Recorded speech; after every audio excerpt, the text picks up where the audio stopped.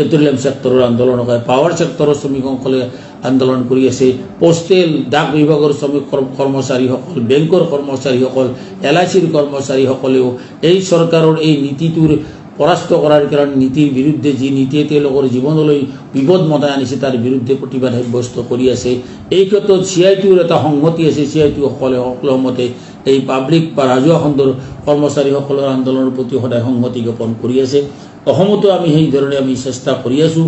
এই চেষ্টাৰ মাজেদি আমি এই আন্দোলন চলাই আছোঁ। অসমত আজি আটাইতকৈ শোষিত মানুহটো হৈছে শ্ৰমিক, হৈছে চাহ বাগানৰ শ্ৰমিক, যিসকলে এতিয়াও মাত্ৰ 250 টকা দিন হাজিৰা হৈ পিনে কাম কৰি থাকিব লগা অৱস্থা হৈছে। তেওঁলোকৰ দৈনন্দিন সমস্যা, প্ৰচুৰ সমস্যা। এই দৈনন্দিন সমস্যা সমাধান কৰাৰ যুদ্ধখনো সাংঘাতিক ধৰণে চলাব লগা হৈছে, কাৰণ সেই যুদ্ধখন চলাব নোৱাৰাৰ কাৰণে, সেই যুদ্ধখনক বাধা দিয়াৰ কাৰণে কিন্তু চৰকাৰ আৰু চৰকাৰী প্ৰশাসন যন্ত্ৰই অনবৰত চেষ্টা কৰি আছে। তাৰ অধিকাৰৰ ওপৰত আক্ৰমণ কৰিছে, সমবেত হ'ব নিদিয়ে, কথা ক'ব নিদিয়ে, লগ লাগিব নিদিয়ে। এই ধৰণে এটা টেটু চেপা ধৰণৰ এটা পৰিৱেশ সৃষ্টি কৰি ৰাখিছে, যাৰ ফলত শ্ৰমিকে তাৰ অন্যৰ বিৰুদ্ধে প্ৰতিবাদ কৰাটো মহা কঠিন হৈ পৰিছে এতিয়াৰ সময়ত। এই কঠিন অৱস্থাৰ মাজতো কিন্তু CITU সংগ্ৰাম চলাই আছে আৰু অহা দিনতে এই সংগ্ৰাম আমি চলাব লাগিব। আমি এই কথা নিশ্চয় সকলোকে ক'ব লাগিব যে সেইকাৰণে আমি কৈছিলোঁ যে CITUৱে তাৰ সংবিধানত এই কথাটো সেইকাৰণে কৈছোঁ। CITUৱে বিশ্বাস কৰে যে কেৱল মাত্ৰ উৎপাদন, বণ্টন আৰু বিনিময়ৰ সকলো উপায়ৰ সামাজিকীকৰণ আৰু এটি সমাজতান্ত্ৰিক ৰাষ্ট্ৰ প্ৰতিষ্ঠা কৰাৰ যোগেদিয়ে শ্ৰমিক শ্ৰেণীৰ ওপৰত শোষণৰ অৱসান কৰা সম্ভৱ।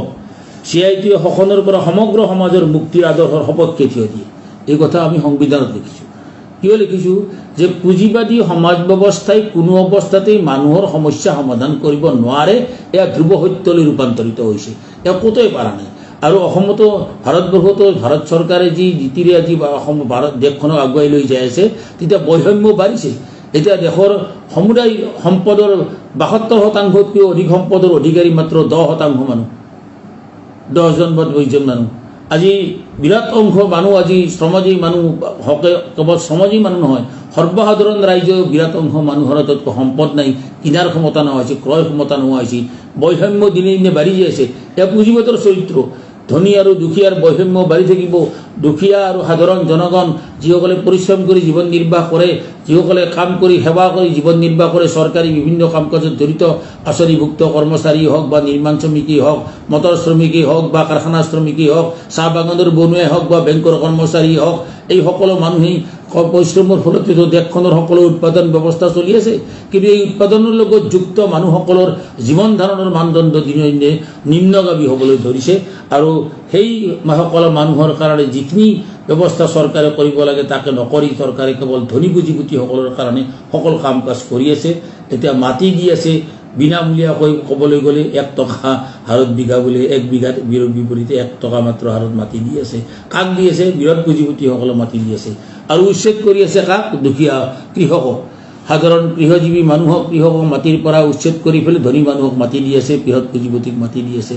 এই ধৰণে বৈষম্য বাঢ়িছে, ধনী দুখীয়াৰ মাজত বৈষম্য বাঢ়িছে, প্ৰতিদিনে বাঢ়ি যাই আছে। এতিয়া কাম কৰা মানুহৰ নিজৰ যি আয় হয়, সেই আয়েৰে তেওঁ চলিব নোৱাৰা অৱস্থা হৈছে। এতিয়া যুদ্ধৰ পৰিস্থিতিৰ নামত মূল্য বৃদ্ধি হোৱা বুলি কৈছে। কিন্তু ভাৰতবৰ্ষৰ চৰকাৰেও ভালকৈ জানে, আমি সকলোৱে জানো যে ভাৰতবৰ্ষত পেট্ৰলিয়াম ছেক্টৰত অন্ততঃ সকাহ দিয়াৰ কাৰণে এটা ব্যৱস্থা আছিল। তেওঁলোকে আৰামছে কোনো ধৰণৰ ভাৰত চৰকাৰে আমেৰিকাক ভয় কৰাটো কোনো কাৰণ নাই। আমেৰিকাৰ দপদপনি বুঢ়া আঙুলি দেখুৱাই সেই কাম কৰিব পাৰি।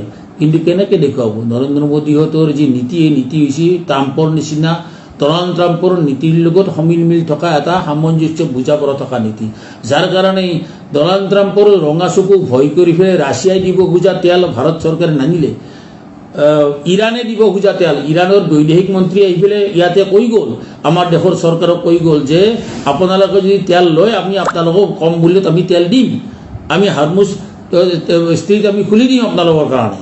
এই কথাও বৈদেশিক, তাৰ ক্ষমা কৰিব, তাৰ বৈদেশিক মন্ত্ৰীগৰাকী আহি পেলাই ভাৰতত কৈ গ'ল যোৱা 13 মেৰ কথা। কিন্তু ভাৰত চৰকাৰে তেওঁলোকক কথা সন্মতিজনভাৱে তেল আনিবলৈ এতিয়ালৈকে সন্মতি জনোৱা নাই, যাৰ ফলত এতিয়া তেলৰ সংকট হ'ব বুলি কৈছে। কিন্তু এই তেলৰ সংকট আমি কম কৃত্ৰিম সংকট।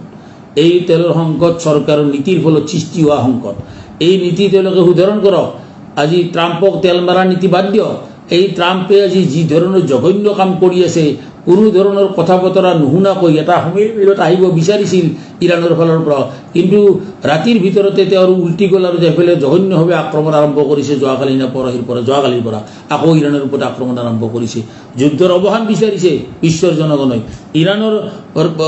আমেৰিকাৰ জনগণে বিচাৰিছে যুদ্ধৰ অৱসান, ইংলেণ্ডৰ জনগণে বিচাৰিছে যুদ্ধৰ অৱসান, সমগ্ৰ বিশ্বৰ বিভিন্ন শান্তিকামী মানুহে যুদ্ধৰ অৱসান বিচাৰিছে। কিন্তু ডনাল্ড ট্ৰাম্পে তাৰ দাদাগিৰি কৰি মস্তানি কৰি ফেলে সমগ্ৰ মধ্য এছিয়াৰ সকলো দেশৰ ওপৰত তাৰ আধিপত্য বিস্তাৰৰ স্বাৰ্থত আজি সেই যুদ্ধ চলাই আছে তাৰ সম্পদ লুণ্ঠনৰ কাৰণে। যুদ্ধ কিয় কৰে? কাৰণ অস্ত্ৰৰ ব্যৱহাৰ কৰিব লাগিব। এতিয়াতো নতুন নেৰেশ্যন সৃষ্টি হৈছে। আগতে যুদ্ধ কৰাৰ কাৰণে অস্ত্ৰ বনাব লাগিছিল, এতিয়া সেইটো নহয়, এতিয়া অস্ত্ৰ বিক্ৰী কৰাৰ কাৰণে যুদ্ধ কৰিব লাগে।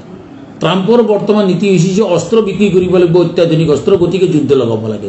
অৰ্থাৎ যুদ্ধৰ মাজেদি এফালেদি যেনেকৈ সম্পদ আহৰণ কৰাৰ আধিপত্যবাদী আছে, আনফালেদি তেনেকৈ নিজৰ অস্ত্ৰৰ ব্যৱহাৰ কৰাৰ কাৰণে তেওঁলোকৰ এটা অভিবৃদ্ধি আছে, যাৰ কাৰণে এই যুদ্ধবিলাক তেওঁলোকে চলাই আছে। এই জঘন্য নীতিৰ বিৰুদ্ধে আজি সমগ্ৰ জনগণক আমি ঐক্যবদ্ধ কৰিব লাগিব। এই দায়িত্ব আমি শ্ৰমিক শ্ৰেণীয়েও দায়িত্ব ল'ব লাগিব, আৰু সেইকাৰণেই CITUৰ কেন্দ্ৰীয় কমিটিও আহ্বান জনাইছে এই যুদ্ধৰ বিৰুদ্ধে আমি সকলো থিয় দিব লাগে। একে সময়তে এই ট্ৰাম্পৰ নেতৃত্বতে আজি যিসকলে মানুহক কৰ্মজীৱী শ্ৰমজীৱী মানুহক সামান্যতম অধিকাৰ দিছে সেই দেশবিলাকৰ ওপৰত আক্ৰমণ কেন্দ্ৰীভূত কৰিছে। কিউবা, ভেনিজুৱেলা, আজি কিউবাৰ জনগণক বিপদগ্ৰস্ত কৰাৰ কাৰণে কিউবাৰ ৰাষ্ট্ৰপ্ৰধানক অপহৰণ কৰি নিয়াৰ কাৰণে ঘোৰ চক্ৰান্তত লিপ্ত হৈছে ডনাল্ড ট্ৰাম্প, আৰু তাৰ বিৰুদ্ধে মানুহ আজি থিয় দিব লগা হৈছে।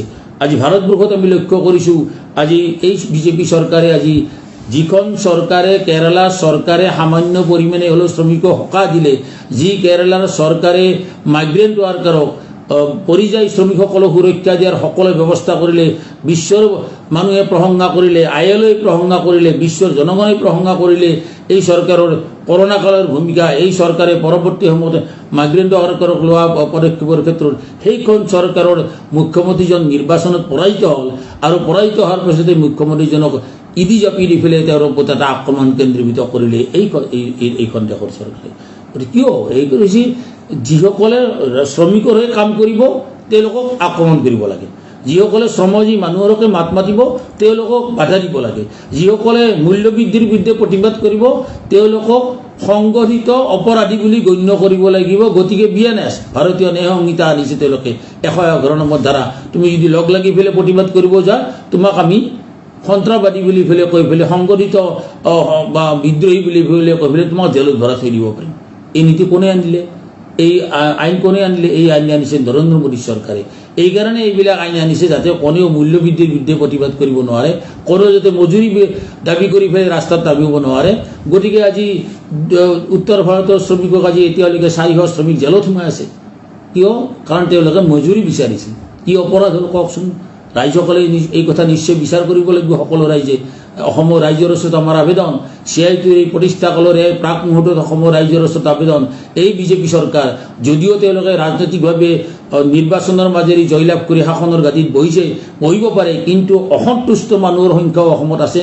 এই মানুহসকলৰ শ্ৰমজীৱী মানুহৰ অধিকাৰ ৰক্ষা কৰাৰ এই দায়িত্ব যদি তেওঁলোকে নাথাকে, তেতিয়াহ'লে এই চৰকাৰখনৰ নীতিৰ বিৰুদ্ধে সকলো ৰাইজক আমি ঐক্যবদ্ধ হোৱাৰ আহ্বান জনাম। এই 30 মে তাৰিখে, অহাকালি এই 30 মে তাৰিখৰ প্ৰতিষ্ঠা দিৱসৰ দিনাখনেই সমগ্ৰ অসমৰ শ্ৰমজীৱী মানুহে নিশ্চয় ঐক্যবদ্ধ হোৱাৰ আবেদন জনাম, যৌথ আন্দোলনৰ আবেদন জনাম।